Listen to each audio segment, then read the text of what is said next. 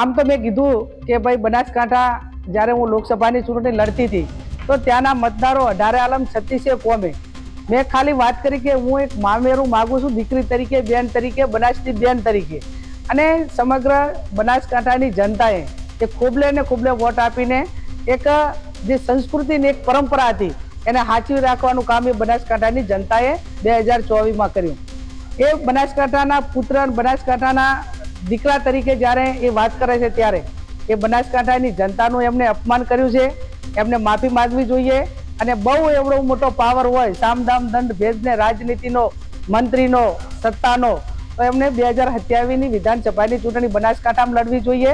અને હું પણ મારા મોવડી મંડળને વિનંતી કરીશ કે જ્યાં પણ જગદીશભાઈ વિશ્વકર્મા ચૂંટણી બનાસકાંઠામાં લડવા માંગતા હોય ત્યાં મને પણ ટિકિટ આપે. અને કદાચ મોવડી મંડળ મને ટિકિટ ના આપે તો બનાસકાંઠાનો કોંગ્રેસનો કોઈ પણ કાર્યકર એ જગદીશભાઈ વિશ્વકર્મા અમે ચૂંટણી લડવા તૈયાર છે, સક્ષમ છે. અને એ ટાઈમે બનાસકાંઠામાં જે એમણે જે ઉચ્ચાર્યા છે શબ્દો, જે અપમાન કર્યું છે, અને બનાસકાંઠાનું પાણી શું છે ને એ 2027માં ચૂંટણી લડે અને ત્યાં આવે અને પછી બનાસકાંઠાની જનતા એ એમનામાં કેટલો દમ છે અને એમનામાં કેટલું પાણી છે, પાણી બતાવવાનું કામ એ બનાસકાંઠાની જનતા કરશે. Thank you.